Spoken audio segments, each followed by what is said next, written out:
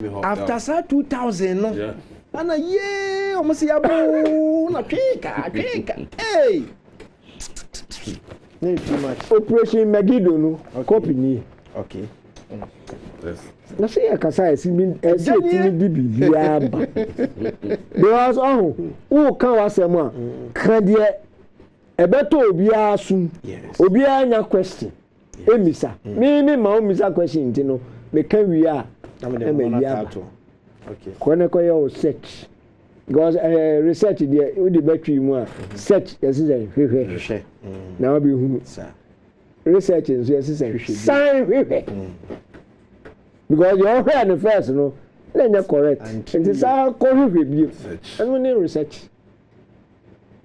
and the kind asem we enya ma wi asdo afi na eba no wa mo ahu ya ho na oja kwa mankofo take say no kwakwa obe ridicule obe kan bibi ya akiro na onim de wo kan na o do niam agu ho sei ni a obe kan bibi kwa no asu pema no mabuza se na ne book na o so wo kan ho na twere na say na nipa na betwero bibi a na mabuza se na so ba na kan ho na twere mo se ni finya me wo hu nti wo hu na twere yo ho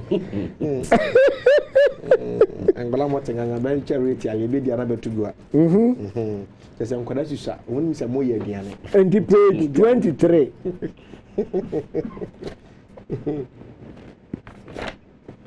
Megiddo again page 23 24 Every high okay eba bisi okay page 23 and ye kan free a black Hebrew Israelite page 23 no kratafa etoso 9 the could be a nominee kind or say in law enforcement cycles BHI groups are typically associated with violence and criminal activity largely as a result of the movement's popularization by Yahweh Ben Yahweh. That group no America okay violent formerly known as Holon Michel okay Holon Michel Jr. and the Miami-based Nation of Yahweh, NOY. In reality, the origins of the BHI movement are non-violent. While the BHI belief systems may have roots in the United States as far back as the Civil War era, the movement became more recognized as a result of the teachings of an individual known as Ben Amin Ben Israel, aka Ben Carter, from the south side of Chicago. Ben Israel claims to have had a vision at the age of 27, hearing a voice tell me that the time had come for Africans in America, the descendants of the biblical Israelites, to return to the land of our forefathers. Ben Israel persuaded a group of African Americans to accompany him to Israel in 1967, teaching that African Americans descended from the biblical tribe of Judah, and therefore that Israel is the land of their birthright. Ben Israel and his followers initially settled in Liberia for the purposes of cleansing themselves of bad habits. In 1969, a small group of BHI followers left Liberia for Israel, with Ben Israel and the remaining original migrants arriving in Israel the following year. Public source estimate of BHI community in Israel number between 1,500 and 3,000. Despite promoting nonviolence, members of Ben Israel and his top aide, Prince Asiel Ben Israel. Prince Asiel. Okay, Prince Asiel. Prince Asiel and Israel were convinced of trafficking stolen passports and securities and forging checks and saving bonds. Of family see. Na true there. Say I'm say suspending no. Okay. Bad news we can man say na charges no. Okay.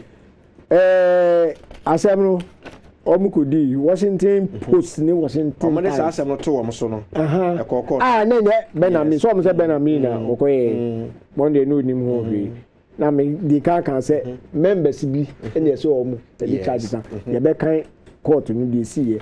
But before then no asem we omo ye no ya antena ho ya true FBI director letter okay and your true Attorney General letter copies in here. Letters and copies. Letters in here. Hey, no say. Now your witness and now say, hey, Master, I don't know. Any okay. Honorable Louis Fenich, Director, Federal Bureau of Investigation. Yes. J. Edgar Hoover Building. Date in India. Yeah. 22nd November 1999. Signed. Prince Emmanuel Ben Yehuda. Okay. You are not responsible. The amount so far. You throw back on so command. Attorney General. Okay. You are not bibia. So you met Tretra Ho. I'm a moon for any true form. You name the FBI. Eh? Okay. It is all the way about the tree so. Now can say I say ya. And your master ancient now. You Troy. But you are not responsible. And the end say why jama kadia. And they come to and could resist issue no. Okay. And he died there. Now coming back to the charges, no. But can we at the aba? I mean, young man, we see. Okay. Almost what? Black Hebrews sentenced. Newspaper there. Washington Post. Washington Post. Yeah, 21st January 1988. Okay. Also, now members of the Black Hebrews religious sect who entered surprise guilty pleas in December to charges in connection with a multi-million-dollar international crime ring were sentenced yesterday, bringing to a close one of the most expensive criminal prosecutions ever undertaken here. Because cost was borne by the government. Okay. Watching for with the charge about the stolen air tickets and have a wire fraud. Yes. Or more could ATM, you know, the wires I in a Sikabia ban or my. Now, when minute, you know, what sentence or more, you could dear seminar. A cost state, you know, so huge an amount. How does a Yamin come here? When me now between us, with the concept. Was it Chief U.S. District Judge Aubrey E. Robinson Jr. gave 6 of the men, including Warren Brown, Warren Brown, the U.S. leader of the Black Hebrews, suspended sentences, and 3 of the men were credited for time already served. How? The 6 given suspended sentences each received 5 years probation and were ordered to perform community service, according to the U.S. Attorney's Office. The 9 Black Hebrews had been convicted in July 1986 on federal racketeering charges for operating the crime ring that trafficked in millions of dollars worth of stolen airline tickets and used bogus credit cards and wordless checks to purchase merchandise. Their trial was believed to be the longest and most expensive ever in federal courts in the district. Their convictions were overturned last summer on appeal while they were in prison. In December, they pleaded guilty in an agreement with the government. Of our mentor also. Yeah. And when we know, you're firm. And the end of the day, I can say, I hear na ba. Yenim de ya firm. Yenim ntokwa ya ko. Nanka Israel minority. Nipa 39 akọ hodma. They akọ kan we ya. Government na ntimi anka. Hey, me deport mu. Afi de akọ ya ma afi de. Ya jinhi ewo. Amene no. Obia kan Dimona. Oh, the people are peace loving. Mayor of Dimona. Enam community ninti. Ama tourists. Eba ni city hall. Your village of peace, you know. About the tourist attraction. And in a buano mountain city, no. A cost. Yes. Shimon Paris. No against it. Okay. The entry of the Hebrew Israelites. No can woman no more yet. Yen deport woman assemble Babeton. But only 85 years. A hono could be in the birthday. And only a last video no. obekama yayi. Where is my video? Where is my video? Right, abusia me cause aka we Cap Africa so ni yegu so church no mu de chemo efa eye the kingdom message no ho. Na you go hear last video say President Perez visit Dimona. Now answer the go share some video no make I was say eye adwumeku e from say Israel Reproductive Health Center. Omo aduro no eguso a e wodwaso a edi memansem e de momo. Enti den so e beba na sa wonsa enyankan duro e friend say odinga na. But more dey say wonsa betu aka be friend odinga man power powder. Bema bia ne say nyanka odinga man power powder no he aduro bia nka dem. Dia aka ni nyina no eye Sabiota Frache Rodo da sema yeka so opeso e bema na udi mensem ne ejo yoyoyo na tim gina na so yekete pampe dia bomodi anso on Sabiotuma aka odinga man power powder wo wi bie no na wo hye bibi test na no numbi da bo sampa obodura eye sia ni mu a hey wisi agoprama no so a no bia pe ba bia fa na ti witri fitabu a asidawa ajo majam bibi wadem bomade mo ansanka odinga man power powder be ma msi bribia akwa wo de sakakra bi na chechire ewo hanki mu na onya politics nice when you are trying to show butum tu ko nya na wo sawe ana konko na ewo mu na no mane ngom ukwa na wo sawe kakrakra no ne basa no say ready battle no wa charge dada ana na mo ntie ntokwa bia be hia bia no wutumi ekon mane ye obanyensafo yebuni be na yenka na sem mo a mo pe eye odinga man power powder ni bia to no Monsha no so mo amutu aton no na mo modia se bo friend na mai de ma me 0241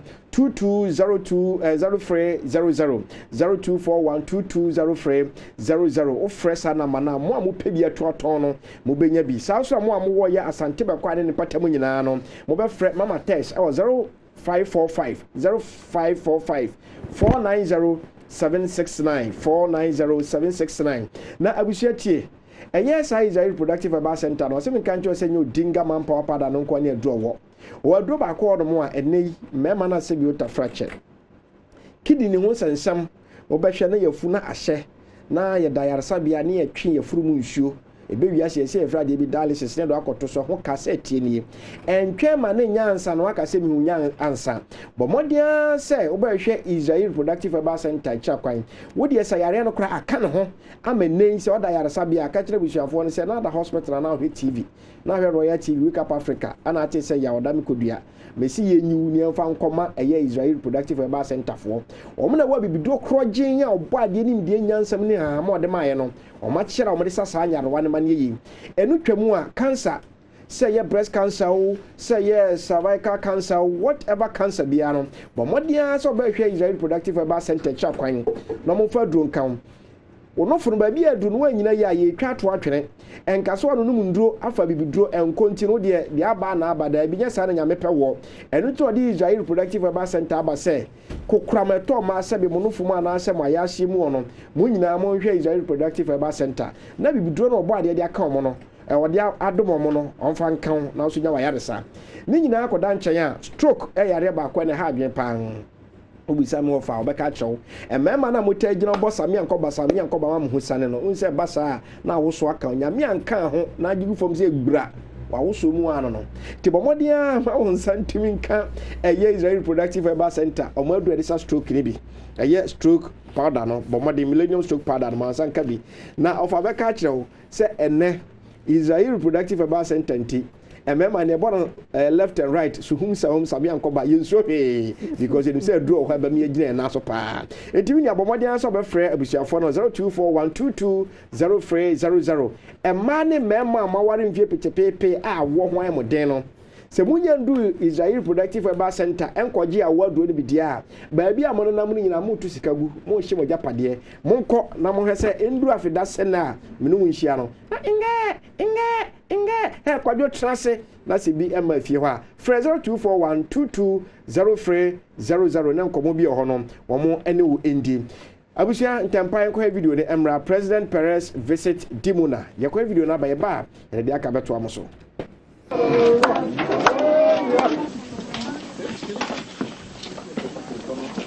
Ze kolle lite nej. Vad kan ta för mycket man kan lov.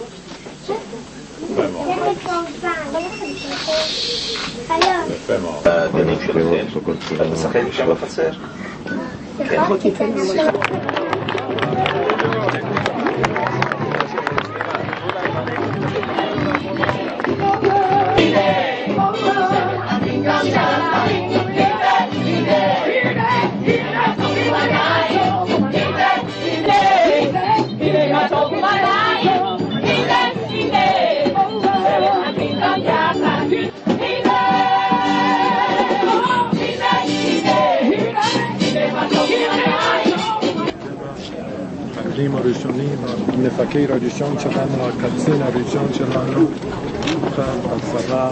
זה על שם רגבר? זה לא אני, אבל הוא... ורחום וצדיק.